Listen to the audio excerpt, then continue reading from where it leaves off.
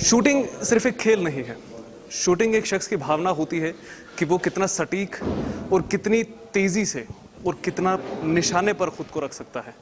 यानी आपको अपनी सांस संभालनी होगी, अपनी बॉडी संभालनी होगी और नज़र अपने निशाने से नहीं हटानी। एक फ्रैक्शन ऑफ सेकंड अगर आपकी नज़र हटी तो आपका मेडल गया। और ये स्पोर्ट महज आपको मेडल्स नहीं दिलाता बल्कि ज़िंदगी के बारे में भी कई सारे लेसन देता है। सबसे बड़ा लेसन कि एक शख्स को धैर्य रखना चाहिए हर सिचुएशन में, और सिचुएशंस को कैसे हैंडल करना है, प्रेशर को कैसे हैंडल करना है, ये चीज़ ये स्पोर्ट सिखाती है। कश्मीर के अंदर आज से पहले ये स्पोर्ट कभी नहीं खेला गया। श्रीनगर में शुरुआत हुई आज से कुछ महीने पहले एक शूटिंग सेंटर की जो कंस्ट्रक्शन है वहाँ से, और आज का दिन कश्मीर के लिए शूटिंग के लिहाज से बहुत अच्छा होने वाला है क्योंकि आज से यहाँ पर ट्रेनिंग का फर्स्ट सेशन शुरू हो चुका है। अब ऐसे में कई सारी सवाल होते हैं कि शूटिंग करेगा कौन कश्मीर में, सीखेगा कौन, और कहाँ से लोग आएंगे, और उनका जो मार्गदर्शक है वो कौन करेगा।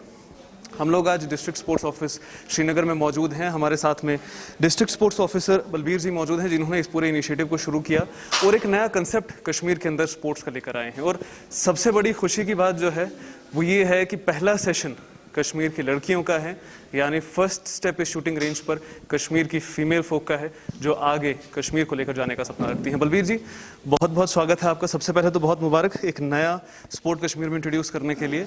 जानना चाहूँगा कि प्रेरणा कहाँ से आई, क्यों आपने सोचा कि कश्मीर के अंदर ये स्पोर्ट भी होना चाहिए? Thank you very much sir. Sir basically क्या था कि हमारे अब जो जनरल रूटीन एक ट्रेंड था कि टीम गेम्स के ऊपर फोकस किया जाता था, तो और ये जो इंडिविजुअल स्पोर्ट्स हैं जैसे शूटिंग्स, आर्चरी, फेंसिंग या बाकी जैसे गोल्फ जैसी, ये कुछ नई चीज़ें, ये हमें वर्दी जो हमारे प्रिंसिपल सेक्रेटरी साहब श्री आलोक कुमार जी, उन्होंने बोला कि ये जो इंडिविजुअल इवेंट्स हैं भले ही चाहे किस लेवल के हैं, कितने कॉस्टलीस्ट हैं, कितना क्या है, बट ये हर बच्चे तक इनकी एडवांटेज पहुंचनी चाहिए। खासकर उन्होंने ये इंस्ट्रक्शन दी थी कि गवर्नमेंट स्कूल्स के बच्चे कभी भी उनको मौका नहीं मिलता था, जैसे आपने देखा होगा कि गोल्फ में जाने का, गोल्फर बनने का, तो उन्होंने ये इनिशिएटिव्स थे कि गवर्नमेंट स्कूल के बच्चे आज आप देख रहे होंगे कि गोल्फर भी बने हैं। इसी तरह जैसे शूटिंग, और हमारे पास उन्होंने वो इक्विपमेंट्स हमें प्रोवाइड करवाए कि जैसे वॉल्थर वेपन, आपने नाम ही सुना होगा, मतलब हमने तो ये डिक्शनरीज में कभी देखा नहीं था स्पोर्ट्स की डिक्शनरी में, बट यही वो वेपन है जिससे अभिनव बिंद्रा जी ने मेडल लाए। तो सर ये मौका वर्दी प्रिंसिपल सेक्रेटरी साहब, हमारे जो डायरेक्टर सर हैं गजफर सर, उनके सीरियस एफर्ट्स की वजह से हमने इस इनिशिएटिव को स्टार्ट किया। और आज आप देख रहे हैं कि जैसे इन बच्चों में ये उत्साह आप देख रहे हैं, बच्चों की खुशियां देख रहे हैं, तो ये सारे बच्चे आज, ये फर्स्ट बैच हमने आज गर्ल्स का ही स्टार्ट किया सर शूटिंग का। अब जब हम लोग अभिनव बिंद्रा का नाम लेते हैं तो मैंने जैसे स्टार्ट में ही कहा कि ये स्पोर्ट ऐसा है कि जो आपका धैर्य देखता है। 3 ओलंपिक्स में खराब परफॉर्मेंस के बाद पहले ओलंपिक में महज 0.5 के पॉइंट से गिरे, उसके बाद क्वालिफाई नहीं कर पाए, उसके बाद फिर एक बार मेडल से गिरे, और फिर चौथी बार ओलंपिक का गोल्ड हिंदुस्तान को देने वाले अभिनव बिंद्रा ने एक ऐसा वेपन यूज किया था जो हाईली क्लासिफाइड है, और हमें लगता है शायद जर्मनी का वेपन है, ये जर्मन गन है जिनसे उन्होंने अपना मेडल हासिल किया, और वो गन कश्मीर के फोक को मिल रहा है।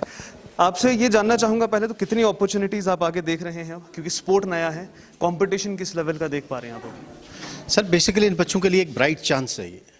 मतलब देखिए हमारे पास अपने कोच नहीं थे, बट हमने डिपार्टमेंट ऑफ जो हमारा पुलिस डिपार्टमेंट है उनसे हमने एक ट्रेंड कोच मंगाए जो जिनकी सर्विसेज हमने यहाँ यूटिलाइज करवाई, और पूरा मौका मिला इन बच्चों को। आप देख रहे हैं कि पूरा मौका मिला उन बच्चों को कि वो पूरे उनके जो उनकी एक्सपीरियंसेस हैं, जो उनकी टेक्निक्स हैं, जो उनका ट्रेनिंग मेथड है, वो पूरा आज इन बच्चों को मिल रहा है। और सबसे बेस्ट चांस इन बच्चों के लिए ये है कि आज तक स्टेट में ये can easily go for the competition level.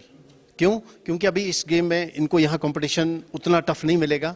हमने ये बस डायरेक्शंस हमें ये हैं कि ये रूटीन प्रैक्टिस रहेगी बच्चों की। ये ऐसा नहीं है कि 10 दिन का कैंप रहेगा, ये एक रूटीन प्रैक्टिस सेशन इनके लिए चलता रहेगा। इसके बाद हम रिसेंटली प्लान कर रहे हैं कि डिस्ट्रिक्ट शूटिंग चैंपियनशिप यहाँ ऑर्गेनाइज करने का, और वो भी इन कमिंग डेज में हम उसको ऑर्गेनाइज कर रहे हैं।